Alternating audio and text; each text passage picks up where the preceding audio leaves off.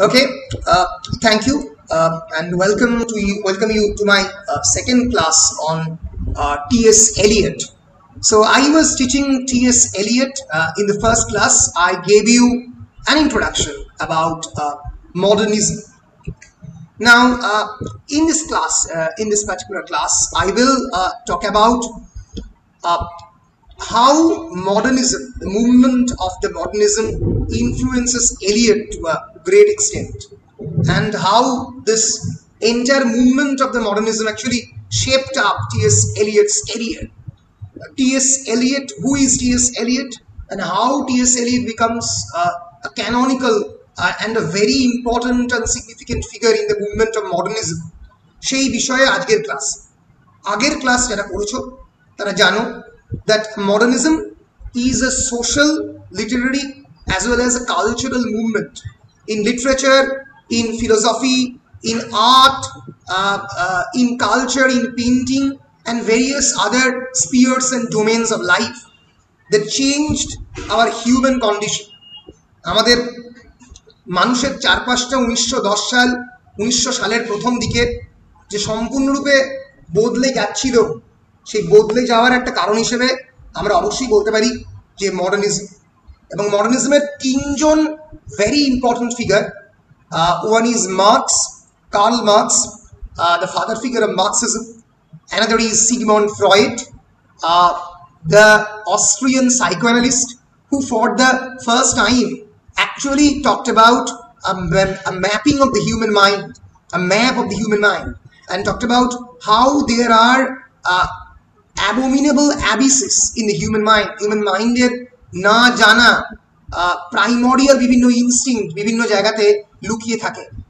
এটার নাম দেন id or unconscious. He for this talked about for the first time, talked about the tremendous potential of the unconscious. এই মানব মনের অবচেতনের যে বিরাট বড় ক্ষমতা, তার কথা প্রথমবার এই ফ্রয়েড বলেন। So Freud, Marx and another is Nietzsche, another very important figure in the creation of the modernism, who for the first time talked about the conception of the superman or overman. তার কথা যখন প্রথমবার বলেন, তো এই Superman actually later Hitler actually used this term Superman for his own career advancement. নিজেকে তিনি Superman বলে ডিসক্রাইব করেন, নিটশে বর্ণিত সুপারম্যান, এবং জার্মানির একটা বিরাট সংখ্যার জনগণ সেটাকে বিশ্বাসও করে। তো মডার্নিজম এই ছাড়া যে সোশিও পলিটিক্যাল ব্যাকগ্রাউন্ড মডার্নিজমকে জন্ম দেয়, তার মধ্যে একটা বিরাট ইম্পর্টেন্ট কারণ হচ্ছে অবশ্যই ইন্ডাস্ট্রিয়াল রেভলিউশনের একটা কালমিনেশন পয়েন্টে পৌঁছানো, economic growth in contemporary Europe.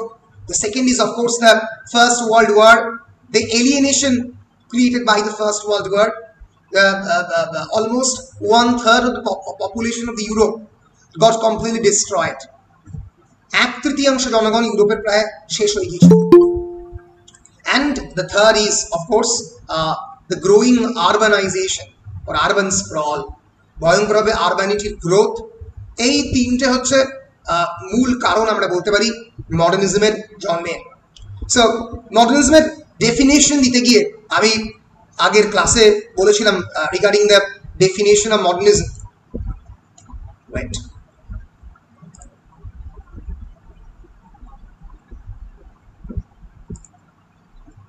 হচ্ছে না।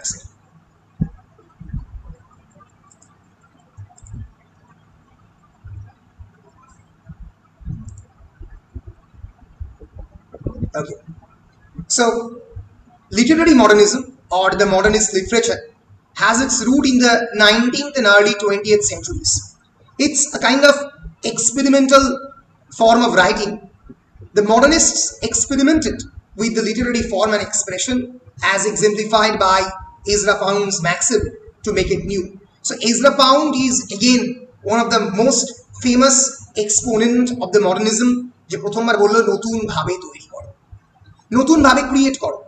And this literary movement was driven by a conscious desire to overturn the traditional modes of representation and express the new sensibilities of their time. Very important, it was driven by a conscious desire to overturn conscious desire to overturn, overturn মানে উল্টে দেওয়া, conscious মানে সচেতন, সচেতনভাবে পাল্টে দেওয়ার যে চেষ্টা। আমি অবচেতনভাবে কোনো একটা লেখার ধরন বা আমার কথা বলার ধরন পাল্টাতে পারি, কিন্তু যখন আমি সচেতনভাবে পাল্টাচ্ছি, that actually becomes a movement. So it's a conscious desire to overturn the traditional modes of representation. যেরকম দিনের পর দিন ধরে একই রকমভাবে যে লেখার প্রচেষ্টা, ভিক্টোরিয়ান ফিকশন, ভিক্টোরিয়ান ফিকশন কি দেখা হচ্ছে? ভিক্টোরিয়ান ফিকশনে চার্লস ডিকেন্স থেকে আদার্স একটা সোশ্যাল ইনজাস্টিস হচ্ছে আমরা দেখতে পাচ্ছি। একজন হিরো হঠাৎ করে অ্যাপিয়ার করছে এবং সোসাইটির ইনজাস্টিসের এগেনস্টে কথা বলবে। মডার্নিজমে এই পুরো বিষয়টি বদলে যায়। There is a growing helplessness. লোকে বুঝতে পারে হিরো বলে কোনো কনসেপ্ট এক্সিস্ট করে না, একটা over popular or very powerful protagonist বলে কেউ এক্সিস্ট করে না, করতে পারে না। আজকের পৃথিবী is not capable of producing great heroes, এই কথা মডার্নিজম প্রথম বলে। So it was, of course, a conscious desire to overturn the traditional modes of representation and express the new sensibilities of their time. সেই নতুন সময়ের যে সংবেদনশীলতা, নতুন সময়ের যে বিভিন্ন ভাবনা, চিন্তা, বিষয়বস্তু, সেগুলো সম্পর্কে বলা। আমরা যখন টি.এস. এলিয়টের love song of J. Alfred Prufrock পড়ব, আমরা বুঝতে পারবো যে এই নতুন সময়ে হিরো বলে কিছু হয় না। যে main protagonist of Love Song of J. Alfred Prufrock is Alfred Prufrock. সে আমরা দেখব is a man who is suffering from a kind of split personality, a man who is suffering from schizophrenia, জানে না সে কি করবে। He is caught between the two worlds, one dead and another powerless to be born. যে Jimmy পোর্টারকে তোমরা দেখছো, তোমরা already পড়েছো 1956 Jimmy porter. এই প্রুফকের ক্যারেক্টারটা জিমি পোর্টারের আগের স্টেজ। জিমি পোর্টার রাগে, জিমি পোর্টার টাইরেটস থ্রো করে, প্রুফক এসব কিছু করে না। প্রুফক জাস্ট হেল্পলেসলি বসে থাকে। সে বলবে কি বলবে না বুঝতে পারবে না। এই পুরো কবিতাটা জুড়ে, through out the entire poem, this is a love poem because প্রুফক, of course it's not a love poem in the traditional sense of the term. This is what I would say, it subverts the genre of the love poem, and throughout the entire poem Prufrock will try to convey his message of love to his beloved, but he will never be able to convey it. সে বলতে পারবে না। সেই না বলা ভালোবাসা নিয়ে গোটা পোয়েমটা, এবং শুধু না বলা ভালোবাসা দিয়ে নয়, চারপাশের শহর আস্তে আস্তে তৈরি হচ্ছে, এবং সেই শহরের যে মানে the evil side of the bad urban sprawl, সেই জায়গাটা এলিয়ট দেখাবার চেষ্টা করেছে। Modernist literature reflects the horrors of the First World War, and it saw the prevailing assumptions about society reassessed. Society সম্বন্ধে আগের যে ধারণাগুলোকে এই প্রথম আধুনিকতা নতুনভাবে দেখার চেষ্টা করছে। And much modernist writing engages with the technological advances and societal changes of the modernity moving into the 20th century. So এই যে সোসাইটাল চেঞ্জগুলো ঘটছে, সেই চেঞ্জগুলো কিভাবে ঘটছে সেইটা মডার্নিজম দেখার চেষ্টা করেছে। সো আমরা যদি এই ইউরোপিয়ান মডার্নিজম নিয়ে কথা বলতে আরম্ভ করি, আমরা of course we are student of English literature and we will definitely talk about British modernism. তো আমরা একটু দেখবো যে ব্রিটিশ মডার্নিজমের who are the great exponents of British modernism. আমি একবার মুখে বলে নেব, তারপরে একবার দেখবো। In poetry you can have three great names. One is of course T.S. Eliot, mone thakbe Thomas Stearns Eliot. Another is, you were reading his poem W.B. Yeats, William Butler Yeats. He wrote poems for almost 50 years. Yeats er prothom diker poem is about vitality, is about youth. The second phases of his poems are full of spirituality, full of religious allusions and other things. তাহলে বুঝতে পারছো ইয়েটসের পোয়েমের ধরন কিন্তু পরবর্তীকালে পাল্টে গিয়েছিল। এলিয়টের পোয়েমের ধরনও অনেক পাল্টে গিয়েছিল। প্রথম দিকে T S. Eliot and T.S. Eliot after 1928, after his religious conversion into Catholicism, ধর্ম পরিবর্তন করেছিলেন প্রায়, বলা যেতে পারে ধর্মে দীক্ষা নিয়েছিলেন, ফলে লেখার ধরন অনেকটা বদলে গিয়েছিল। অ্যান্ড অফকোর্স এজরা পাউন্ড, এই তিনজন বলা যেতে পারে the three great poets. In case of the novel বা ফিকশন রাইটিং আরো বিখ্যাত তিনজনের কথা আমরা বলতে পারি। আমি একটু দেখাবার চেষ্টা করব। British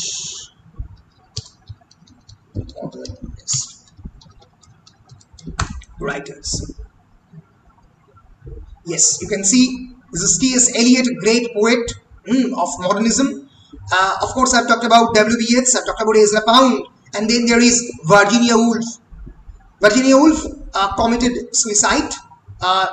Sees many poets as well as many critics called her the mother figure of the feminist thought. আধুনিক নারীবাদের জন্ম হচ্ছে ভার্জিনিয়া উলফের হাত দিয়ে। তোমরা ভার্জিনিয়া উলফের একটা ফিকশন পড়তে চলেছো? তোমরা তোমাদের সিলেবাসে কি আছে? To the light house? না স্যার। তোমাদের সিলেবাসে কি আছে? স্যার মিসেস ডালওয়ে না? ও, তোমাদের মিসেস ডালওয়ে আছে। Right, sorry.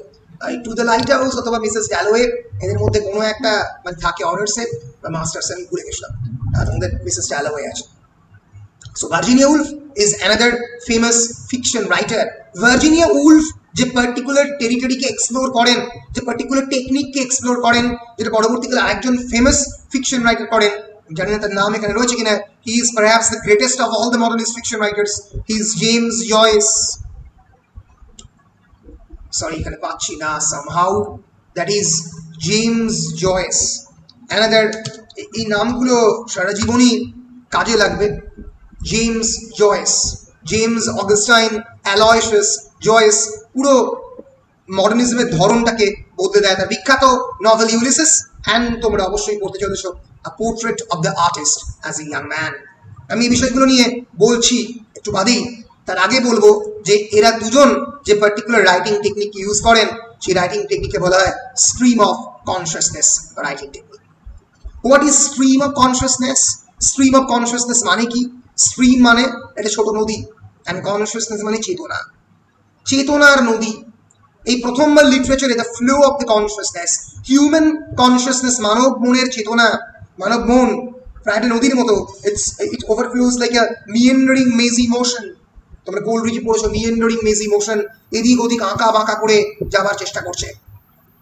So in literature stream of consciousness, it's a method of narration, এটা বলার ধরন that describes the happenings in the flow of the thoughts in the minds of the characters. Character গুলো কি ভাবছে, character গুলো কি চিন্তা করছে। কথাটা প্রথম ইউজ করেন the psychologist William James in his famous book, in his famous research publication known as The Principles of Psychology. খুবই বিখ্যাত বই, নেটে প্রচুরবার কোয়েশ্চেন করে কে প্রথম who used for the first time the term stream of consciousness. Yes, William James in his research publication The Principles of Psychology, he writes it is nothing joined. আমাদের মানব মন তো joint হয় না। আজকে এখন একটা অন্য কথা ভাবছি, ভাবতে ভাবতে বিকেলে একটা অন্য কথা ভাবছি, আবার পড়তে পড়তে অন্য জায়গায় মন চলে গেল, কন্ট্রোলে থাকছে না। ভিক্টোরিয়ান ফিকশন ন্যারেশন খুবই ওয়েল কন্ট্রোলড, খুবই সিকোয়েন্সিয়াল ইন নেচার, পর পর ঘটছে, ইজ ক্রোনোলজিক্যাল। কিন্তু মডার্নিস্ট ন্যারেশন ইজ স্ক্যাটালজিক্যাল, এদিক ওদিক সেদিক, একদিকে ন্যারেশনকে ধরে রাখা যাচ্ছে না। এই যে মানব মনের চারিদিকের গতিবিধি আমি ধরতে পারছি না, না ধরার যে যন্ত্রণা, সেখান থেকে এলিয়েনেশনের জন্ম। এই জায়গাটা কিন্তু আমাদের বুঝতে হবে। এই জায়গাটা যদি আমরা বুঝতে না পারি, এই ন্যারেশনের যে ধরনটা, মডার্নিস্ট ন্যারেশন আচ্ছা খাপচা এদিক ওদিক সেদিকে মুভ করছে, ইটস লাইক এ মিয়েন্ডারিং মেজি motion. This is stream of consciousness, a very important conception, that your human mind is not always controlled, it is nothing joined, it flows like a river. A river or a stream is the metaphors by which it is most naturally described. In taking of it hereafter, let's call it the stream of thought, consciousness of subjective life. So be it Victorian literature or literature before it, always talks about the objective human condition, objectivity. মানে হচ্ছে subjectivity না হয়ে, কোনো একটা particular দিকে bias না হয়ে objective, scientific objectivity কথাটা ইউজই করে। তুমি objective, be objective, please don't cry, please don't be emotional. কিন্তু modernist writer always explores the unexplored terrains of emotionality, যে জায়গাগুলো আগে কেউ ধরেনি, হিউম্যান ক্যারেক্টারের ইমোশনের জায়গাগুলো, তাদের কনসিয়াসনেসের জায়গাগুলো। This is another appropriate term for the device known as interior monologue. Monologue means dialogue এর উল্টো, একা একা কথা বলছি। interior মানে লোকের মানুষের মনের ভেতরে কথা হচ্ছে। But the individual thought processes of character associated to his or her actions are portrayed in the form of a monologue that addresses the character itself. Therefore, লোকের ওই particular character-এর মনটা আমরা বুঝতে পারছি, and therefore it is different from the dramatic monologue or soliloquy. In Shakespearean play or Shakespearean dramatic monologue, we can understand, of course, the character of the Macbeth's mind or Hamlet's mind. But এখানে কিন্তু ধরনটা আলাদা। এখানে একটা character একটা modern লাইফের প্রত্যেক দিনের কাজ করতে করতে তার ডেইলি ট্র্যাজেডি নিয়ে ভাবতে ভাবতে সে কিন্তু প্রত্যেক দিন ভাবছে, ভাবতে ভাবতে সে নিজের চরিত্রটাকে বোঝার চেষ্টা করছে। আমি এই কথাগুলো এই জন্যই বলছি কারণ তোমরা যখনই প্রথমবারের জন্য পড়তে যাবে এলিয়টের কবিতা, তোমরা একটা শক খাবে। You will take a shudder because you will not be able to understand without understanding the mind of the modernist literature. Modernist লিটারেচারের মন বুঝতে না পারলে কোনোদিন এলিয়ট তোমরা বুঝতে পারবে না, চেষ্টা করলেও বুঝতে পারবে না। কারণ ওই জন্য আমি দুটো ক্লাস দেখেছি শুধুমাত্র মডার্নিজমের ব্যাকগ্রাউন্ডকে বোঝানোর জন্য। যদি আমি বোঝাতে না পারি তাহলে তোমরা ভাবে এই আবার কি লাভ পোয়েম, এ তো অদ্ভুত, ক্যারেক্টারটা একটা পার্টিকুলার জায়গায় বসে আছে, কোনো কথা বলছে না, প্রেমিকাকে ভালোবাসা নিবেদনও করতে যাচ্ছে না। Why this is so? এই হোয়াই এর উত্তর পেতে গেলে এই স্ট্রিম অফ কনসিয়াসনেস, আমি আগের দিন বলেছিলাম হিউম্যান মাইন্ডকে তিনটে ভাগে ভাগ করা যেতে পারে। One is ego, one is ego, another is super ego. Id is the primeval container of the human psychology, যেখানে মানব মনের সমস্ত খারাপ খারাপ জায়গাগুলো থাকে, যেগুলো আমরা চাইলেও সোসাইটিতে অ্যাকচুয়ালাইজ করতে পারি না। Our instinct for raping people, molesting people, behaving badly with people, আমাদের ইচ্ছে করছে একটা মানুষকে রেগে গেলে মাথা থেতো করে একটা ইট দিয়ে মারি, কিন্তু আমরা মারছি না। আমরা তো ইমাজিনেশনে ভাবছি সেটা, কিন্তু কিছুতেই মারছি না। কেন মারছি না? কারণ আমাদের conscience, super ego is our conscience, আমাদের সোসাইটি নিয়ন্ত্রণ করার চেষ্টা করছে।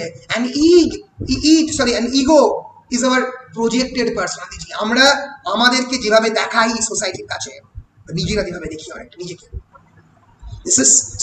আমরা নিজেকে যেভাবে দেখি, that is ego, our projected personality.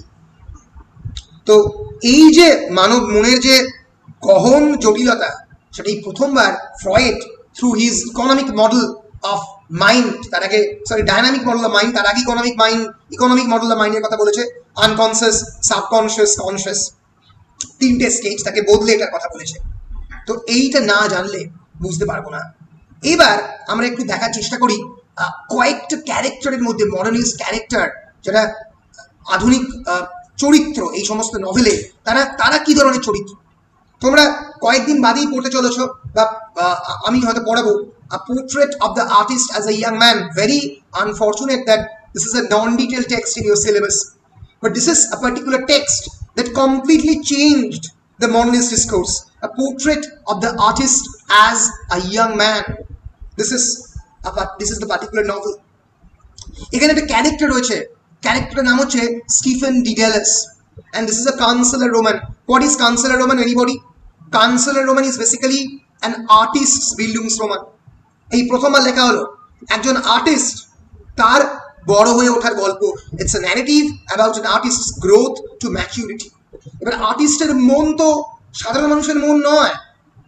আমি এই পার্টিকুলার বোতলটাকে স্যানিটাইজার দেখছি, আর্টিস্ট দেখছে না, এটাকে সমুদ্র দেখতে পাচ্ছে, অন্য কিছু দেখতে পাচ্ছে। ফলে আর্টিস্টের যে মন, সে মন তো কমপ্লিটলি ডিফারেন্ট। সে তো মানে নানাভাবেই কালার ইমেজারির সঙ্গে বিভিন্ন জায়গায় অ্যাসোসিয়েট করছে। So A Portrait of the Artist as a Young Man is the story of the Stephen Dedalus, a young artist যে বড় হচ্ছে আয়ারল্যান্ডের একটা রিপ্রেসিভ ক্যাথলিক অ্যাটমসফিয়ারে, and he questions and rebels against the Catholic and Irish conventions under which he is growing. প্রত্যেক মুহূর্তে প্রশ্ন করছে। এই প্রশ্ন ভরা আর্টিস্টের জীবন নিয়ে A Portrait of the Artist as a Young Man, সে মামা এবং মাসির বাড়িতে বড় হচ্ছে, এবং সে এই ক্যাথলিক স্কুলে প্রত্যেক মুহূর্তে তাকে শেখানো হচ্ছে যে সেক্সুয়ালিটি খারাপ জিনিস, বিভিন্নভাবে তাকে মানে ট্যাবুড ওয়েতে সেক্সুয়াল ইনস্টিংক্টগুলোকে দেখানো হচ্ছে। সে প্রত্যেক মুহূর্তে প্রশ্ন তুলছে তার প্রত্যেক দিনের জীবনে। সে স্যার একজন একটা কথা বলবো। হ্যাঁ বলো বলো বলো। স্যার মা বাবার ফ্যামিলিতে বড় হয়েছিল না, তারপর সে স্কুলে গেছিল। Right right right sorry sorry sorry sorry sorry sorry mother and father ফিগারের বাড়িতে বড় হয়েছিল, তারপরে স্কুলে গিয়েছিল। Right right right absolutely right.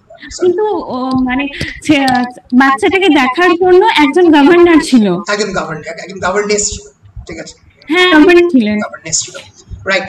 তো এইভাবে যে একটা বাচ্চা ছেলে বড় হচ্ছে এবং সোসাইটির বিভিন্ন কনভেনশনস সম্পর্কে প্রশ্ন তুলছে, এইটাই হচ্ছে portrait of the artist of the young man. সে প্রিন্সিপালকে অন্যভাবে দিচ্ছে, যে চার্চের ফাদারকে অন্যভাবে দিচ্ছে, সে প্রশ্ন করছে সোসাইটিকে। এই যে অ্যাপোলোনিয়ান এবং ডায়োনাইসিয়ান ইনস্টিংক্টের কনফ্লিক্ট, হোয়াট ইজ অ্যাপোলোনিয়ান? নিটশের মতে our society is being always formed by the Apollonian and the Dionysian conflict. Apollonian means strict disciplinary forces of the society, যেটা সোসাইটিকে নিয়ন্ত্রণ করার চেষ্টা করে, কন্ট্রোল করার চেষ্টা করে, that is Apollonian in nature. While Dionysian is Dionysius থেকে এসছে, গ্রিক গড বিখ্যাত Dionysus। Dionysus কিসের কথা বলে? Dionysus তোমরা অলরেডি পড়েছো, ব্যাককাসের চরিত্র রয়েছে ডায়োনিসাসের চরিত্র। Intoxication, that is also about indiscipline, সোসাইটির কনভেনশনকে মানছে না, তার গল্প বলছে। এই দুটোর যে কনফ্লিক্ট, এই কনফ্লিক্ট নিয়ে portrait of the artist as a young man. গল্পের চরিত্রের নামও খুব অন্যরকম, স্টিফেন ডিডালাস। ডিডালাস চরিত্রটা রেফার করছে to the Daedalus, a character of the Greek mythology. He was a skillful architect, craftsman. কার ছেলে? বিখ্যাত একজন ক্রাফটসম্যান আইকারাস। আইকারাসের ছেলে হচ্ছে ডেইডালাস, সেই নাম থেকে স্টিফেন ডেইডালাস। কিং মিনস একটা বিখ্যাত ল্যাবিরিন তৈরি করে, সেই ল্যাবিরিনের মধ্যে একটা মনস্টার বুলকে লুকিয়ে রাখতে চেষ্টা করে, এবং তখন তারা একটা বিরাট বড় ল্যাবিরিন তৈরি করে সেখান থেকে পালিয়ে যাবার চেষ্টা করে, এবং তারা একটা বিরাট বড় মোমের পাখাও তৈরি করে, উইংস মেড অফ ওয়াক্স, এবং তারা পালিয়ে যায়। আইকারাস, ডিডালাসের ছেলে, মারা যায়, কারণ তার কোনো আইডিয়া ছিল না যে কত দূরের ওপরে উঠলে সান বা সূর্য তার রশ্মি দিয়ে তার মোমের ডানাটাকে গলিয়ে দেবে। সে আরও আকাশে উঠতে থাকে এবং সূর্য তার মোমের ডানাকে গলিয়ে দেয় এবং সে তলায় পড়ে মারা যায়, সমুদ্রের মধ্যে পড়ে মারা যায়। কিন্তু Daedalus, symbolising the consummate craftsman, the eternal artist, এবং portrait of the artist of the young man এভাবেই শেষ হচ্ছে যে সে আয়ারল্যান্ড থেকে পালিয়ে যাওয়ার চেষ্টা করছে। Repressive atmosphere of the Dublin, এখান থেকে পালিয়ে যাওয়ার চেষ্টা করছে। জেমস জয়েসের লেখা আরও একটা বিখ্যাত নভেল হচ্ছে ইউলিসিস, কেবলমাত্র একটা দিনের গল্প। It's the day, it's the story of a one day, একটা দিন। It's known as of course blooms day. এই গল্পের যে নায়ক তার নাম হচ্ছে লিওপল্ড ব্লুম। সে একটা দিন 16th of June 1904 সেই একটা দিন বেরিয়ে পড়ে আয়ারল্যান্ডকে ঘুরতে। সে আয়ারল্যান্ডের বিভিন্ন জায়গা, ফর এক্সাম্পল পাব, ইউনিভার্সিটি, ব্রথেল মানে প্রস্টিটিউট হাউস, তার সঙ্গে সঙ্গে ফর এক্সাম্পল সিমেটারি, যেখানে মানুষকে আলটিমেটলি পোড়ানো হয়। এই যে মানুষ, সে জীবনের যে সাইকেল, এই সাইকেলটা পুরো একটা দিনে সে ঘুরছে, এইটাই হচ্ছে সিম্বল। এবং ইউলিসিসের প্রায়, it's a novel of 950 pages, 950 পাতার গল্প। It's almost an unreadable text, it's very difficult to read. There is of course a dictionary on the Ulysses, মানে ইউলিসিস কেমন করে পড়তে হবে তার উপরেই একটা ডিকশনারি রয়েছে। Dictionary of Ulysses, dictionary to ফিলিক অ্যান্ড জোয়েক। দেখো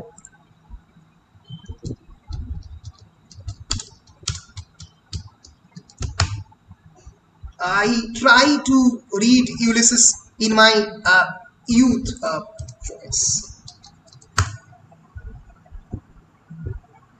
Yes.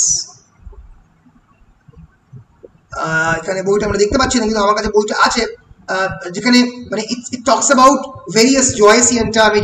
এখানে আছে জয়েস ওয়ার্ড ডিকশনারি, মানে জয়েস যে বিভিন্ন শব্দ বিভিন্ন সময় ইউজ করেছে। For example anapocryphal, it's a prefixal ostentation of apocryphal, যেখান থেকে anapocryphal। এই যে ওয়ার্ড তুমি পড়তেই পারবে না, বাবা ডেল ঘাড়া ঘ্যাট ম্যানি গিগো ন্যারোকক, মানে it's almost an unreadable text. Joyce নিজের মতো করে বলে গেছে। বেলসে ওর এই ওয়ার্ডগুলো এক্সিস্ট করে না। This are all Joycean word, Joyce commodius vicus of dictionary, commodius vicus of recirculation, এটা দিয়েই ফিনিগ্যানস ওয়েক শুরু হচ্ছে। ফিনিগ্যানস ওয়েক, ফিনিগ্যানের ওয়েক মানে শ্রাদ্ধ বাংলাতে যাকে বলে। তার যে মারা যাওয়ার 14 দিন ওদের মানে 3 দিনের মাথায় হয় এই পুরো রিচুয়ালটা, তো সেই দিন তার আবার জন্ম হচ্ছে নতুন করে। এবং গল্পটা দেখবো যে ফিনিগ্যানস, ফিন মানে লেজ, ডলফিন, ডলফিনের লেজ। গল্পটা শুরু হচ্ছে লেজ থেকে, এবং লেজ থেকে শুরুর দিকে যাবে, মানে যে সেন্টেন্স দিয়ে শুরু হচ্ছে সেই সেন্টেন্স দিয়েই শেষ হবে গল্পটা। It's a very difficult text to read again, Finnegans Wake. বুঝতে পারছো, মডার্নিস্ট যে ডিসকোর্স তৈরি করছে সেই ডিসকোর্সটা হচ্ছে এই কনানড্রামের গল্প, যে তোমরা অনেক সময় বুঝতেও পারবে না, এমন গল্প যেটা একটা মিনিংলেস অ্যাবসার্ড ওয়ার্ল্ডের প্রতি তোমার উত্তর। এই পৃথিবী যেখানে 1/3 of the population goat destroyed, যেখানে কোনো ধরনের লজিক ছাড়াই আজকে তোমার ভাই বেরোলো বাজার করতে বা কোনো কাজ করতে, বোমবার্ডমেন্ট হলো, মারা গেল ফার্স্ট ওয়ার্ল্ড ওয়ারের ফলে।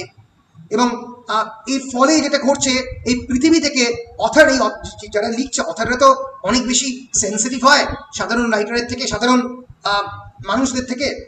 ফলে সেন্সিটিভ অথাররা বুঝতে পারছে এই পৃথিবীতে লজিক বলে কিছু এক্সিস্ট করছে না, একটা ইললজিক্যাল অ্যাবসার্ড ওয়ার্ল্ড, তার কথা এখানে বলা হচ্ছে।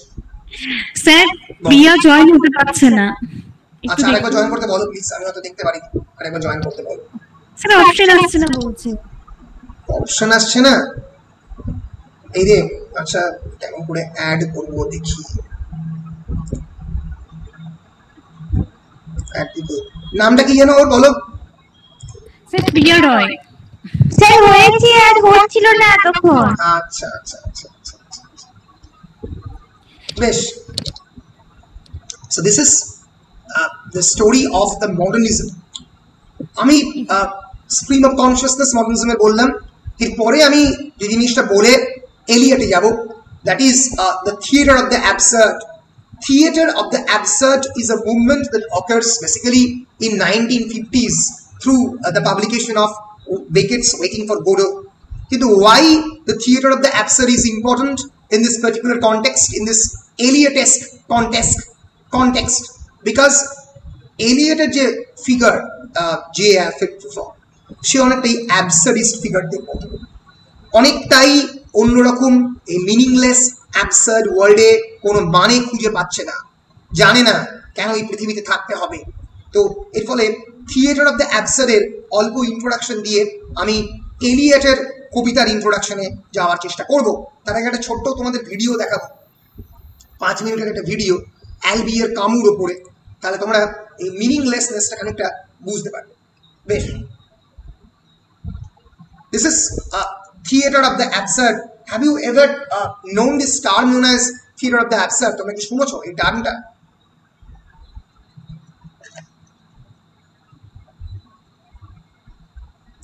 বলো, শুনেছো? বলো বলো। না স্যার মনে পড়ছে না। আচ্ছা একবার ক্লাসের মধ্যে হয়তো ছোট্ট করে বলেছিলাম, তোমাদের হয়তো মনে নেই।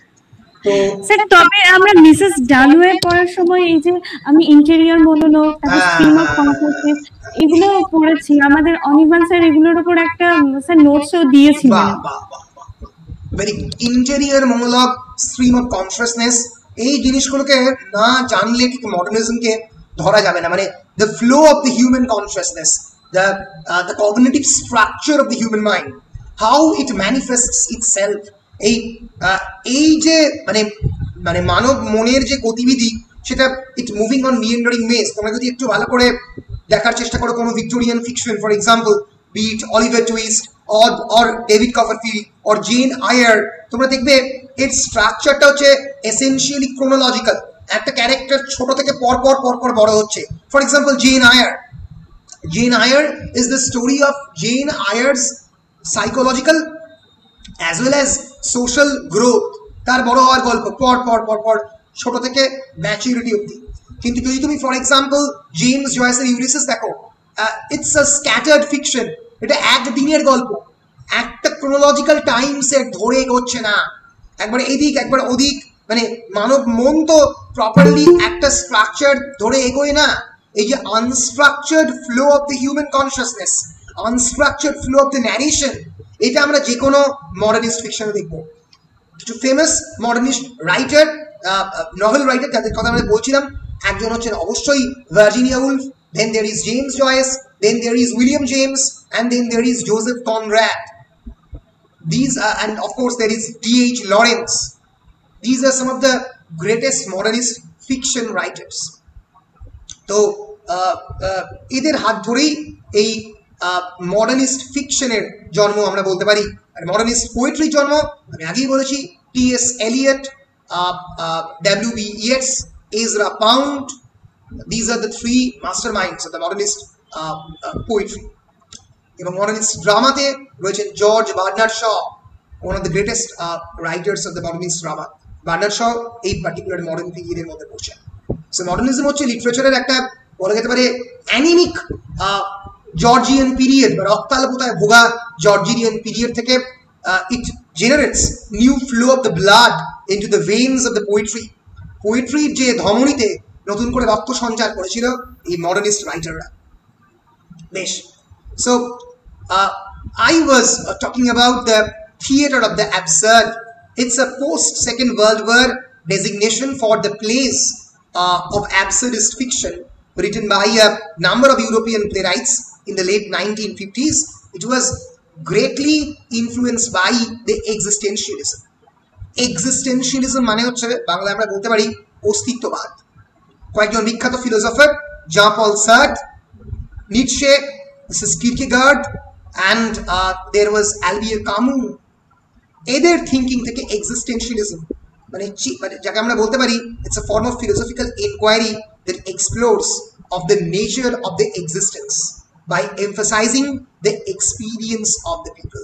একটা মানুষ কেন বেঁচে আছে, তার বেঁচে থাকার মূল কারণটা কি, এই প্রশ্ন প্রথমবার এক্সিস্টেন্সিয়ালিজম তুলছে। And theatre of the absurd for the first time shows that what occurs when communication and when human existence lacks meaning or purpose and communication breaks down. Communication বা কথোপকথন ভেঙে পড়ে। Language for the first time in the theatre of the absurd is not a vehicle of communication but rather a mode of deception. এবং অনেক সময় এই theatre of the অ্যাবসার্ডে আমরা দেখছি সাইলেন্স, বা আমরা বলতে পারি যেখানে কোনো কথাই আর মুখ দিয়ে বেরোচ্ছে না। একটা এক্সাম্পল দিলে তোমরা খানিকটা বুঝতে পারবে। তোমাদের সেমেস্টার 6 এর সিলেবাসের মধ্যে আছে Rhinoceros, Eugene Ionesco's famous play Rhinoceros. Rhinoceros মানে what is the meaning of Rhinoceros বলো? এই রাইনোসেরাস মানে বলো?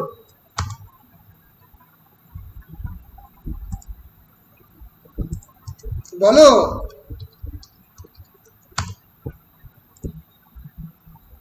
গন্ডার, খুব সহজ। তোমরা কি ভুলে গেছিলে নাকি? স্যার গন্ডার? হ্যাঁ গন্ডার। বেশ, আচ্ছা আমার কথা কি একটু দেরিতে পৌঁছচ্ছে কোনোভাবে? না স্যার, আচ্ছা মাঝে মাঝে আসছি, হয়তো নেটওয়ার্ক, স্যার আমার নেটওয়ার্কের প্রবলেমের জন্য কেটে যাচ্ছে। আচ্ছা বুঝতে পেরেছি। বেশ, so this is a play written by Eugene Ionesco. Ionesco's Rhinoceros. This is a famous play. It's about a character called Birage. Birage বলে একটা পার্টিকুলার ক্যারেক্টারকে নিয়ে এই পুরো মোটামুটি নাটকটা লেখা। নাটকটা স্টোরিটা অল্প করে বলার চেষ্টা করছি। This is a story about a typical European village or European semi-urban area where there are various characters who resides on this area and they talk with one another in public places. মানে কথা বলছে বিভিন্ন সময় বিভিন্ন জায়গায় গিয়ে। And some of the characters in the first act came and they reported that there are some rhinoceros in the city, the town. They visualized certain rhinoceros. Quite a character besh obak holo bole ki we were concocting some cock and bull stories. Is it possible that some rhinoceros is hovering through the entire towns? গন্ডার শহরের মধ্যে ঘুরে বেড়াচ্ছে, এটা কি possible আদৌ? It's almost impossible. It's not possible that rhinoceros are hovering around the town. But yes, I've seen some of the rhinoceros. আমরা দেখতে পাচ্ছি গল্প জুড়ে বিভিন্ন ক্যারেক্টার এই গল্পের কথা বলছে যে অনেক ক্যারেক্টার দে আর ট্রান্সফর্মিং ইনটু রাইনোসেরাস। মানুষ গন্ডারে পরিণত হচ্ছে। The characters, real human characters, are being transformed into rhinoceros. Remember, it's a drama. এটা স্টেজের মধ্যে দেখানো হচ্ছে যে কয়েকটা ক্যারেক্টার গন্ডারে পরিণত হচ্ছে। গল্পের একেবারে last act is about the figure of the Berenger, BERENGER। তার মাথার মধ্যে একটা শিং গজাচ্ছে, and he is transforming into rhinoceros. So rhinoceros রূপান্তরিত হচ্ছে, শিং গজিয়ে rhinoceros রূপান্তরিত হচ্ছে। He is trying to deny it, he is trying to resist it. সে বলছে আমি মানুষ, আমি রাইনোসেরাসে রূপান্তরিত হব না, কিন্তু সে হচ্ছে। আমরা দেখতে পাচ্ছি প্লেটা শেষ হচ্ছে তারই না দিয়ে যে আমি একজন মানুষ, আমি রাইনোসেরাস নই। এবার আমাকে বলো যে এই গল্পের মানে কি? Rhinoceros is a symbol, it's a metaphor. What is it? Rhinoceros is about the growing desensitization of the human skin. মানুষের মন, মানুষের স্কিন যে ঠিক হয়ে যাচ্ছে, মানুষের যে চেতনার জায়গাটা, যে সংবেদনশীলতার জায়গা, সেটা অসংবেদনশীল হয়ে পড়ছে। আমরা প্রত্যেকে আমরা পরের তরে, আমরা পরের পাশে দাঁড়াচ্ছি না। Second World War gave birth to Nazism, or it gave birth to the fascism. Hitlerian philosophy, it's a form of far right philosophy, যারা বিশ্বাস করে শুধুমাত্র বিশুদ্ধ রক্তের মানুষেরা, শুধুমাত্র যারা ব্লু ব্লাডেড পিপল তারাই পৃথিবীতে সার্ভাইভ করবে, জার্মান পিপল তারাই করবে, অন্য কেউ সার্ভাইভ করবে না। এক্সটারমিনেশন অফ দ্য মাস, সমস্ত মানুষকে ধ্বংস করে দাও, তার কথা ফ্যাসিজম এবং নাজিজম বলে। এবং during the events preceding the Second World War, Second World ওয়ারের আগে এই আইডিয়াটা ফ্যাসিজম এবং নাজিজমের বিরাট বড় প্রিভ্যালেন্ট করেছিল। রাইনোসেরাস সেই ফিলোসফিকে ক্রিটিসাইজ করছে যে মানুষ রাইনোসেরাসে হয়ে উঠছে, কিভাবে প্রত্যেকটা মানুষ রাইনোসেরাসে ট্রান্সফর্ম হচ্ছে। তাহলে বুঝতে পারছো একটা সিম্বলের থ্রু দিয়ে একটা আমাদের গ্রোয়িং হিউম্যান কন্ডিশন, আমাদের চারপাশের পৃথিবীর একটা রোগকে ধরার চেষ্টা করছে রাইনোসেরাস। ওয়েটিং ফর গোডো, একটা বিখ্যাত নাটক published in 1953. It's a drama by Samuel Beckett. It talks about two tramp characters, one Vladimir, one Estragon. দুজন ক্যারেক্টার দাঁড়িয়ে রয়েছে গোডোর জন্য। They are waiting for Godot. Two of the two tramps, they are waiting for Godot to come. Who is Godot? G-O-D-O-T. Godot is basically God transforming into dot. ভগবান ঈশ্বর ডটে transform হচ্ছে। Godot may symbolize our everyday life goals. Godot may symbolize our result, mastery with first class. Godot may symbolize the CGPA 7. Godot may symbolize the end of the coronavirus pandemic. Godot যা খুশিকে symbolise করতে পারে, আমাদের প্রত্যেক দিনের জীবনের লক্ষ্যকে symbolize করতে পারে Godot. Godot may symbolize a good household. প্রত্যেকটা মানুষের জন্য গোডো ডিফারেন্ট হতে পারে, but here Godot is basically will not appear, Godot আসবে না। অর্থাৎ আমরা সবকিছুকে প্রত্যেক দিন জীবনের প্রত্যেকটা অংশে এই জিনিসগুলোর জন্য অপেক্ষা করি, জিনিসগুলো আমাদের কাছে আসে না। এই যে না পাওয়া জিনিসগুলো, তার কথা এই থিয়েটার অফ দ্য অ্যাবসার্ডে ওয়েটিং ফর গোডোতে বলছে যে আমরা আমাদের waiting is futile, waiting is meaningless. আর একটা বিখ্যাত প্লে, এটা দিয়েই শেষ করবো। ইটস নোন অ্যাজ অ্যামিডি, ফ্রেঞ্চে বলে অ্যামিডি, ইংলিশে বলে the park. It's also a play by Eugene Ionesco. One man and one woman is sitting in the park. Parker মধ্যে বসে আছে। There are two people are sitting in the park, perhaps on this chair, and the man is sitting on this chair. They are for the first time introduced with one another. প্রথমবার একে অপরের সঙ্গে কথা বলছে দেখে মনে হচ্ছে। So they are engaging their dialogues, and they are introducing with one another. একজন অপরকে জিজ্ঞেস করছে যে তুমি কোথায় থাকো, where do you live? বলছে I live in this particular district. বলছে oh this district, আমিও এই ডিস্ট্রিক্টে থাকি. In which particular lane, কোন রাস্তায়, কোন particular area? বলছে এই এরিয়া, এই রাস্তা. বলছে my god, that's quite uncanny. I also know you. I do also live on this particular lane, but I've never saw you. আমি কোনোদিন দেখিনি. But which apartment do you live? কোন বাড়ির মধ্যে থাকো? Which apartment do you live? বলছে I do live on near the complex. এর কমপ্লেক্সের নাম বলছে. বলছে my god, that's quite uncanny. আমিও তো ওই অ্যাপার্টমেন্টের মধ্যে থাকি, কিন্তু কোনোদিন আমাদের দেখা হয়নি. In which particular floor do you know? কোন ফ্লোরে থাকো? বলছে থার্ড ফ্লোর. এইবার একটা অদ্ভুত নিস্তব্ধতা. জিজ্ঞেস করছে which flat number of that particular apartment? Flat number 52. খুবই অদ্ভুত নিস্তব্ধতা, কারণ ওই পুরুষও ওই পার্টিকুলার একই ফ্ল্যাট নাম্বারে থাকে.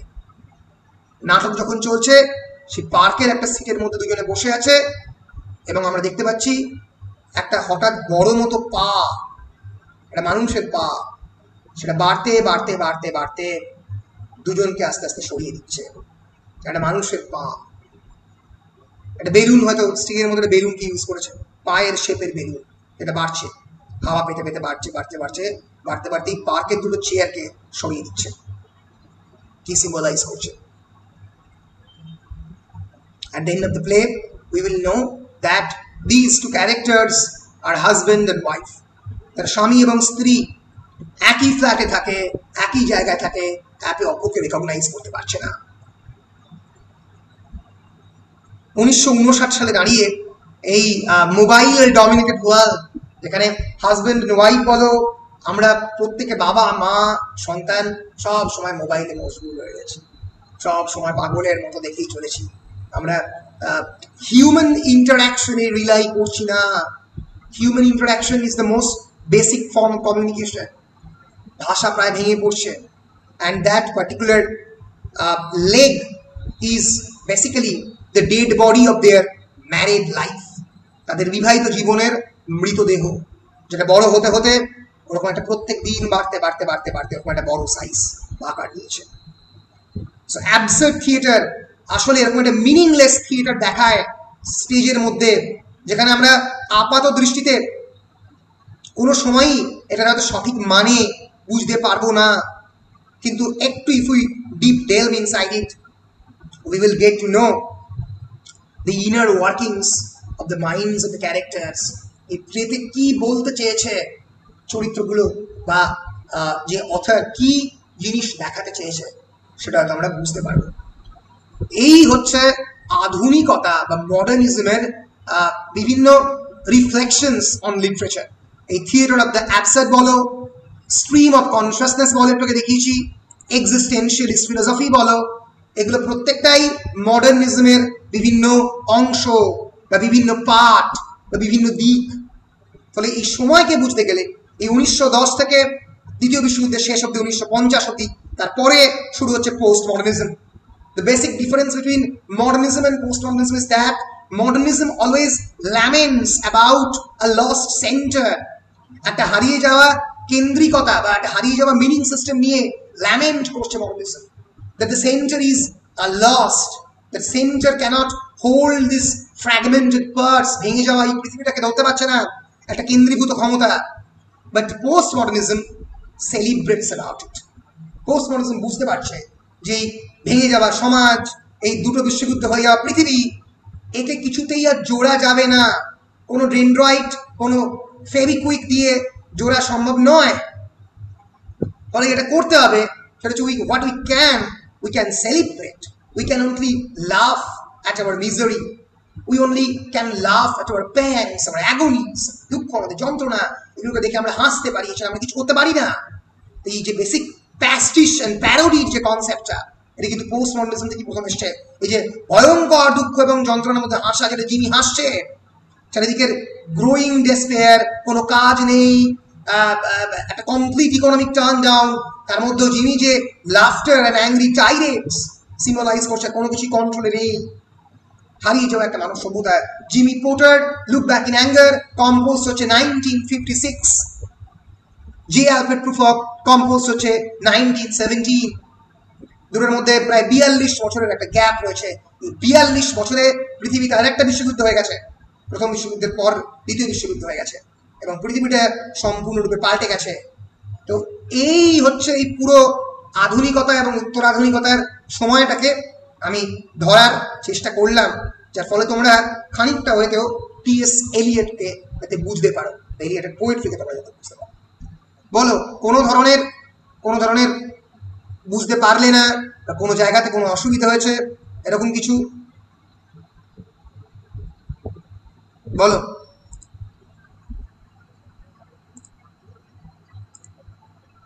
বলো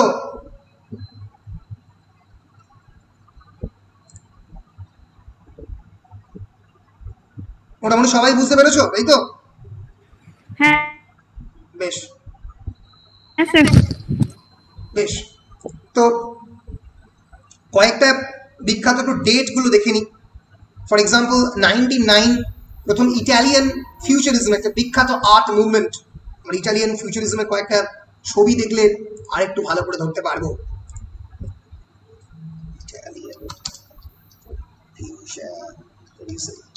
এই কয়েকটা বিখ্যাত মুভমেন্টের নাম একটু জানতে হবে। This is Italian futurism. Futuristic thought মানে যেটা ভবিষ্যতের দিকে তাকায়। It's a specific artistic or social movement that originated in the Italy, which emphasized about speed, about technology, about youth violence and objects such as car, air, plane and industrial city.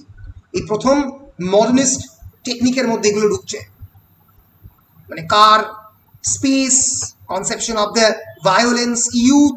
দেখো আঁকার ধরনটা দেখো, this is Gino সেফারিনির dynamic hieroglyphic of the Bal Tabarin, বিখ্যাত একটা painting. This is Umberto Boccioni's unique forms of continuity in space.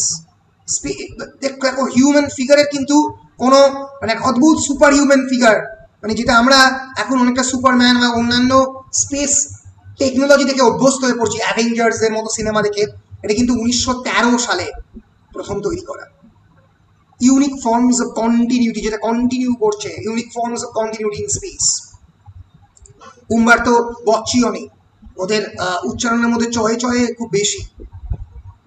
তো দেখো এটা দিস ইজ গিয়াকম্বো Balla, dynamism of a dog on a leash, মানে কুকুরটা হাঁটছে দেখতে পাচ্ছ, হঠাৎ করে এই মুভমেন্টের মধ্যে তার ডাইনামিজমকে ধরার চেষ্টা করেছে। সো স্পিড, ভায়োলেন্স, এই জিনিসগুলো নিয়ে কিন্তু ফিউচারিজম ডিল করছে। মডার্নিজম কিন্তু যতটা অ্যাবাউট লিটারেচার ততটাও কিন্তু অ্যাবাউট আর্ট। তাহলে মডার্নিজমকে বুঝতে গেলে কিন্তু আর্টকেও বুঝতে হবে। আর একটা বিখ্যাত মুভমেন্ট এই সময় ঘটছে, দ্যাট ইজ ড্যাডাইজম। দেখতে পাচ্ছ একটা it's a picture of A urinal tank, তার ছবি এখানে দেওয়া হচ্ছে। আর্টের মধ্যে প্রথম ইউরিনাল ট্যাঙ্কও ঢুকে যাচ্ছে, মার্সেল ডুশ্যাম্পের ফাউন্টেন, এটাকে নাম দিচ্ছেন উনি fountain. So Dadaism, it's an art movement of the European avant-garde in the early 20th century. Avant-garde মানে AVANTGARD.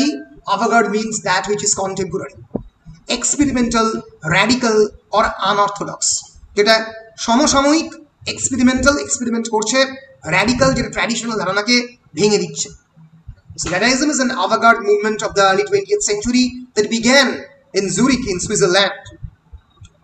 And capitalist society against দাঁড়িয়ে rejected the logic, reason and aestheticism of the modern capitalist society.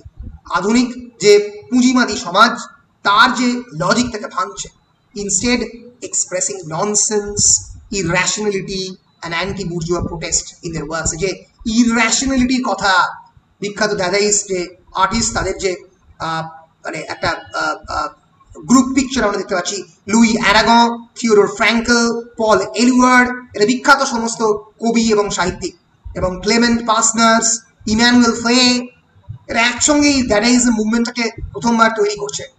এই মুভমেন্টের কোনো মানে নেই, এই মানেহীন, অর্থহীন, ভাঙাচোরা পৃথিবী, রক্তক্ষয়ী পৃথিবীতে মানে দেখানোর চেষ্টা করছে যে কিভাবে এই পৃথিবীটা ভেঙে পড়ছে।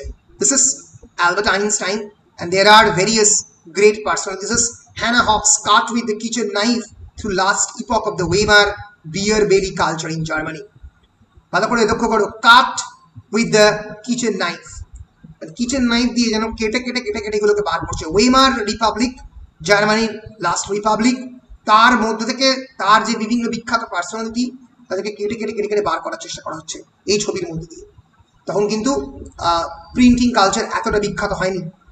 সেই প্রিন্টিং কালচার দিয়ে ছোট ছোট খবরের কাগজের পাতা একসঙ্গে পেস্ট করে এই ছবি ক্রিয়েট করার চেষ্টা করছে। This is Marshall Dupont fountain. এটা ফাউন্টেন নয়, এটা ইউরিনাল ট্যাঙ্ক আমরা জানি, কিন্তু এটা কি ফাউন্টেন বলে চালাবার চেষ্টা, কারণ সোসাইটি এরকম ভাবেই চলছে।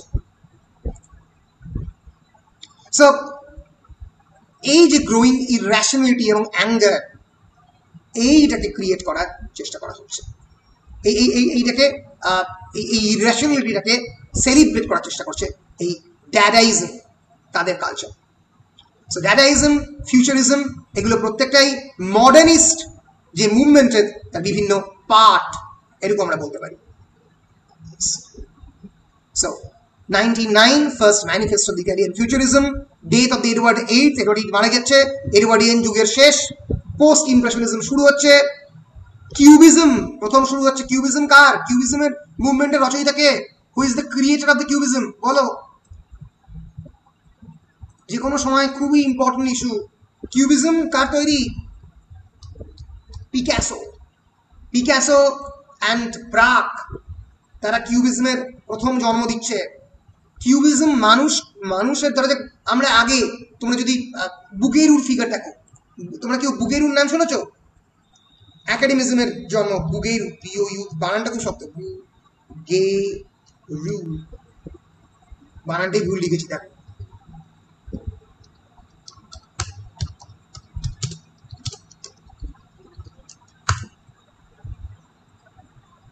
Yes, academic art or academism, academic art এর মধ্যে পড়ছে William Adolphe Bouguereau. It's a very difficult spelling, B-O-U-G-U-E-R-E-A-U, Bouguereau, William Adolphe Bouguereau. আঁকছে অ্যারাউন্ড 1800 এই সময়ে। ছবিগুলো দেখলে অবাক হয়ে যাবে, অ্যাবসলিউট ব্রিলিয়েন্ট হিউম্যান ফিগার, দেখে মনে হবে পুরো ফটোগ্রাফ। দেখতে পাচ্ছ? This is Bouguereau, William Adolphe Bouguereau. 1800 শতক ওই সময় আঁকছে একাডেমিজম। এতদিন আগে এত সুন্দর ছবি দেখে মনে হচ্ছে এখনকার আঁকা, কারণ তখনকার মানে রংগুলো এত ন্যাচারাল ছিল না, মানে পুরো গাছ থেকে, মানে একদম রিয়েল অর্গ্যানিক কালার বানাতো, গাছের কালার থেকে বানাতো, পাতার কালার থেকে বানাতো। এর ফলে মানে আজ থেকে 400 বছর আগের কাজও প্রপারলি সার্ভাইভ করেছে। প্রত্যেকটা পেইন্টিংই বুগেরুর আঁকা, অ্যাবসলিউটলি প্রত্যেকটা শেড। মনে হচ্ছে এই যে সাইডে যে মেয়েটার ছবিটা দেখা যাচ্ছিল, মনে হচ্ছে এটা মানে ফটো তোলা, ক্যামেরাতে তোলা মনে হচ্ছে। প্রত্যেকটা শেড, মুখের ধরন দেখে মনে হচ্ছে প্রত্যেকটা ছায়া পর্যন্ত পড়েছে। This is another painting of Adolphe William Bouguereau. এবার আমি এই বুগেরুর পেইন্টিং তোমাদের এই জন্য দেখাচ্ছি কারণ এখানে প্রত্যেকটা হিউম্যান ফিগার খুবই স্পষ্ট। দেখো, মানে হিউম্যান ফিগারের মধ্যে কোনো অস্পষ্টতা নেই। প্রত্যেকটা ফিগার তোমরা দেখতে পাচ্ছ, ধরতে পারছো, বুঝতে পারছো যে এটা এই সময়ে আঁকা। এমনকি মেয়েটাকে দেখে কোন সোসাইটিতে বিলং করে, একটা মোটামুটি লোয়ার মিডল ক্লাস ফ্যামিলিতে বিলং করে, মিউজিশিয়ান হয়তো দেখে মনে হচ্ছে, বুঝতে পারছো। এইবার আমি আসছি আধুনিক পেইন্টিংয়ে, মানে কিউবিজম। প্রত্যেকটা ফিগার কিউবিক হয়ে যাচ্ছে। কিউবিক মানে কি? কিউবিক মানে মানে ধরা যাক কিউব মানে কি? ঘন বস্তুর মতো হয়ে যাচ্ছে। এ দেখো, this is Pablo Picasso's famous painting girl with a mandolin. কোনোভাবে গার্ল বলে মনে হচ্ছে, বা কোনো ম্যান্ডোলিনের কোনো ছায়া চারিদিকে দেখতে পাচ্ছ? একটা জাস্ট ম্যান্ডোলিন দেখতে পাচ্ছ, আর কিছু দেখতে পাচ্ছ? বুঝতে পারছো না। কারণ কেন বুঝতে পারছো না? কারণ this cubism has been considered one of the most influential art movement of the 20th century. It inspired various other movements. Pablo Picasso and Georges Braque শুরু করছে প্রথম মুভমেন্টটাকে। বুঝতে পারছো না তার কারণ এদের মতে এই পার্টিকুলার সময়ে এই যন্ত্রণা, এই দুঃখ, এই যে দ্বিতীয় দুটো বিশ্বযুদ্ধ, এরা সময়টাকে বুঝতে দিচ্ছে না। আর হিউম্যান ফিগার নেই, তুমি হিউম্যান ফিগারকে ধরতে পারছো না। হিউম্যান ফিগারকে তুমি একটা ইউনিফাইড হিউম্যান ফিগার বলে ডিসক্রাইব করতে পারবে না, কিছুতেই পারবে না। যদি আমি একটা মানে এই মডার্নিজম এবং একটা ফর এক্সাম্পল ভিক্টোরিয়ান আর্টের যদি আমি পার্থক্য হতে চাই, ভিক্টোরিয়ান আর্ট বা এসেনশিয়ালি যে কোনো ক্ষেত্রেই এই যে এই ফর্ম অফ আর্ট একটা স্ট্রাকচারকে খোঁজার চেষ্টা করে। তাহলে আমি যদি ক্যাটের কথা বলি, তাহলে এসেনশিয়ালি ক্যাট খুবই খারাপ আঁকছি, কারণ আমাকে মাউস দিয়ে আঁকতে হচ্ছে। সো ন্যাচারালি একটা ক্যাটের ফিগারটাকে যখন আমি আঁকার চেষ্টা করছি, আমি ন্যাচারালি একটা এইভাবে আমি একটা ক্যাটকে আঁকছি, মানে ন্যাচারালি আমি ক্যাটটাকে পুরোটাকে ধরার চেষ্টা করছি। This is Victorian cat. আর যদি মডার্ন ক্যাট, কি এটা ক্যাট, এটা হচ্ছে ক্যাটের লেজ, আর এটা হচ্ছে দরজা, বাকিটা দেখা যাচ্ছে না। ফলে এই যে ফ্র্যাগমেন্টেশন, এই যে absolute growing uncertainty and fragmentation, অনিশ্চয়তা, এই জিনিসটা কিন্তু এই মডার্নিস্ট জায়গাতে ঘটছে। এই পার্থক্যটা বুঝতে পারলে তোমরা মডার্নিজম এবং তার সঙ্গে সঙ্গে ভিক্টোরিয়ান কালচার, এই দুটোর পার্থক্য বুঝতে পারবে। গ্রোয়িং আরবানিটি, চারপাশে শহর তৈরি হচ্ছে, প্যারিস নিজের মতো করে সেজে উঠছে, লন্ডন নিজের মতো করে সেজে উঠছে, প্রচুর কসমোপলিটন লোক, জাপান, চায়না, ইন্ডিয়া থেকে লোকজন সেখানে যাচ্ছে, জায়গাটাই বদলে যাচ্ছে, পিওর ব্রিটিশ কনসেপ্টটাই ধরনটা বদলে গেছে। সো কিছু কিছু ফেমাস পেন্টিং যদি আমি পাবলো পিকাসোর দেখি, আমি আগের দিন দেখেছিলাম গুয়ের্নিকা বলে পিকাসোর ফেমাস পেন্টিং, যেটা পৃথিবীর মধ্যে অন্যতম শ্রেষ্ঠ দামি পেন্টিং ছিল। This is Pablo Picasso. পরবর্তীকালে টাক হয়ে গিয়েছিল, সেটা অন্য কথা। দিস ইজ পিকাসোস পেন্টিং, লাভি, বিখ্যাত পেন্টিং, ক্লেভল্যান্ড মিউজিয়াম অফ আর্টে রয়েছে। হিউম্যান ফিগারগুলো হিউম্যান ফিগারের মতো দেখতে নেই, অন্যরকম পাল্টে গেছে। The old guitarist, Chicago art ইনস্টিটিউটে 1903-তে আঁকা বিখ্যাত পেন্টিং। পিকাসোর পরের ছবি অনেক বেশি অ্যাবস্ট্রাক্ট হয়ে হতে অনেক বেশি কঠিন হয়ে পড়ে, পেন্টিং এর ধরনটা সম্পূর্ণভাবে বদলে যায়। বেশ, আমি মোটামুটি কিউবিজম, ড্যাডাইজম, মডার্নিজমের অন্যান্য বিভিন্ন দিক সবগুলো নিয়েই মোটামুটি আলোচনা করলাম। তো যদি আমি মোটামুটি সাম আপ করি, তাহলে মডার্নিজমের কি কি পার্ট, মডার্নিজমে কি কি ঘটে। প্রথম যেটা ঘটে সেটা হচ্ছে of course loss of a sense of tradition, একটা ঐতিহ্যের যে ধারণা সেটা ভেঙে যায়। Lamented in an extreme form of reactionary conservatism, celebrated as a means of liberation from the past. অনেক ক্ষেত্রে এটাকে liberation from the past, past থেকে লিবারেশন, মুক্তি, অতীত থেকে মুক্তি হিসেবে সেলিব্রেট করা হয়েছে। Increasing dominance of the technology, এই মডার্নিজমে আমরা প্রথমবার পাই। ফ্র্যাগমেন্টেশন, ভেঙে পড়া পৃথিবী। অ্যাম্বিগুইটি, একটা ক্লিয়ার মানে নেই। নিহিলিজম, মানে নিহিলিস্টিক থট, মানে কোনো কিছুতে বিশ্বাস না করা, সব কিছুতে গ্রোয়িং ডিস্ট্রাস্ট। মানে যে ফর এক্সাম্পল যে ভগবানে বিশ্বাস করে না, তারা হচ্ছে এথেইস্ট। আর নিহিলিস্ট মানে যে কোনো কিছুতে বিশ্বাস করে না, মানে কোনো কিছুর এক্সিস্টেন্সই বিশ্বাস করে না। Diversity of the practices, variety of the theories, প্রচুর তত্ত্বের উদ্ভব এবং বিভিন্ন ধরনের যে মুভমেন্টগুলো বললাম modernism is not a single unified movement. বারবার বলছি, একটা মুভমেন্ট নয়, অনেকগুলো মুভমেন্টের একসঙ্গে কালমিনেশন হচ্ছে মডার্নিজম। ড্যাডাইজম, ফিউচারিজম, এক্সিস্টেন্সিয়ালিজম, এইগুলো একসঙ্গে মিলিত হয়ে কিউবিজম, ভর্টিসিজম, টি.এস. এলিয়টের modernist poetry, James Joyce's stream of conscious thought, in fact theater of the absurd, যেটা অনেকে পোস্ট মডার্নিস্ট বলে। এই মডার্নিজমের বিভিন্ন ধরন যা বেসিক্যালি ভাঙছে, ভেঙে পড়া মানব সভ্যতার ভাঙাচোরা ছবি। বোঝাতে পেরেছি মোটামুটি? হ্যাঁ স্যার, খুব সুন্দর ভাবে স্যার, মোটামুটি নয়। আচ্ছা বেশ, এইবার একটা জাস্ট 5 মিনিটের ভিডিও দেখাবো। ভিডিও দেখিয়ে আমি আজকের লেকচার শেষ করব। আমার what is absurd, TED Talks,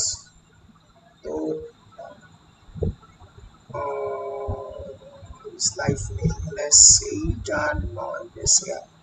এই যে এই ভিডিওটা আমরা দেখি, দেখে তারপরে তাহলেই মোটামুটি বুঝতে হবে। আমি ভিডিও চলাকালীন হয়তো কিছু কথা বলবো, একটা একবার দেখে নাও, 6 মিনিটের ভিডিও মাত্র।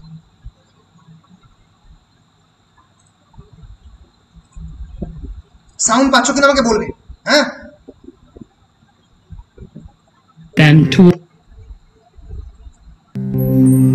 সাউন্ড পাচ্ছ? হ্যাঁ sir. Albert Camus grew up surrounded by violence. His homeland of Algeria was mired. এক সেকেন্ড দাও তো, ওটাই আছে। এখানে অ্যালবিয়ার কামুর কথা বলছে, আমরা একটু দেখি অ্যালবিয়ার কামুর জীবনটাকে একটু দেখি, দেখলেই বুঝতে পারবো এই মিনিংলেসনেস কেমন করে ঢুকছে। অ্যালবিয়ার কামু, CAMUS, one of the greatest modernist writer. পরবর্তীকালে তোমরা প্রচুর লেখাপত্র বিভিন্ন জায়গাতে দেখবে। In conflict between native Algerians and colonizing French Europeans. He lost his father in the First World War and was deemed unfit to fight in the Second. Battling tuberculosis in France and confronting the war's devastation as a resistance journalist, Camus grew despondent. He couldn't fathom any meaning behind all this. ভালো করে দেখো, দেখতে পাচ্ছ চারপাশের airplane গুলো বোম্বার্ডমেন্ট করতে করতে যাচ্ছে, নিজের অ্যালজেরিয়াকে ধ্বংস করতে করতে যাচ্ছে। ফলে he couldn't fathom any meaning behind all this endless bloodshed and suffering. যদি বুঝতে হয় এই দুটো বিশ্বযুদ্ধোত্তর পৃথিবীকে, তাহলে বিশ্বযুদ্ধগুলোকে বুঝতে হবে যে কেমন করে সম্পূর্ণ মানব সভ্যতার একটা বিরাট বড় ক্ষতি করে দিয়ে গেছে এই দুটো বিশ্বযুদ্ধ। Endless bloodshed and suffering. He asked, if the world was meaningless, could our individual lives still hold value? Many of Camus' contemporaries were exploring. If world is meaningless, could our individual values have any meaning? যেটা পৃথিবী যদি meaningless হয়, কামুর একটা বিখ্যাত উপন্যাস রয়েছে the outsider বলে। সকালবেলা উঠেই কামু ডিসকভার করলো যে ক্যারেক্টারটা করে রয়েছে, ওটা বেরাস মার্সলস বলে একটা ক্যারেক্টার, তার মা মারা গেছে। সে কিছুতেই বুঝতে পারছে না যে মা মারা গেলে তার দুঃখ পাওয়ার কথা, কিন্তু সে কেন দুঃখ পাচ্ছে না। এই যে ল্যাক অফ সেন্সিটিভিটি তার মধ্যে কি করে তৈরি হয়েছে। তার আগে তার বন্ধু মারা গেছে, তার জার্নালিস্ট, অন্যান্য বিভিন্ন কাছের লোকজন মারা গেছে। যে মারা যাওয়াটা তার কাছে আর নতুন কিছু নয়। কামুর লেখা বিখ্যাত ছোট গল্প, সরি কামু নয়, কাফকার লেখা বিখ্যাত ছোট গল্প, তার আগে লিখেছে কাফকা, মেটামরফোসিস। হঠাৎ করে সকালবেলা উঠে জেকব এম ডিসকভার করলো যে সে একজন ককরোচে, একজন একটা বিগ বাগে ট্রান্সফর্ম হচ্ছে। বাঘ মানে একটা পোকাতে। One fine morning, Joseph K. discovered that he has been transformed into a giant baleen. সে একটা বড় পোকাতে ট্রান্সফর্ম হচ্ছে, সে জানে না সে কি করবে। দেখা গেল যে ঘরের মধ্যে ঢুকলো, তার ছেলে মেয়ে একটা বিরাট বড় পোকা দেখলো ঘরের মধ্যে, চিনতে পারলো না, সেটা তার বাবা, তাকে কুপিয়ে মেরে ফেললো। এইটা সিম্বলাইজ করছে দুটো ওয়ার্ল্ড ওয়ারে বিধ্বস্ত ইউরোপকে। Similar questions under the banner of a new philosophy called existentialism. Existentialists believe people were born as blank slates, each responsible for creating their life's meaning amidst a chaotic world. But Camus rejected their school of thought. He argued all people were born with a shared human nature that bonded them toward common goals. One such goal was to seek out meaning, despite the world's arbitrary cruelty. Camus viewed humanity's desire for meaning and the universe's silent indifference as two incompatible puzzle pieces, and considered trying to fit them together to be fundamentally absurd. This tension became the heart of Camus' philosophy of the absurd, which argued that life is inherently futile. Exploring how to live without meaning became the guiding question behind Camus' early work, which he called his cycle of the absurd. The star of this cycle, and Camus' first published the cycle of the absurd. আমাদের প্রত্যেকটা জীবন absurd। একটু ভালো করে কল্পনা করো, প্রত্যেক দিন we are performing same things. সকালবেলা উঠছি, শেভ করছি, পড়তে বসছি, তোমরা কেউ কেউ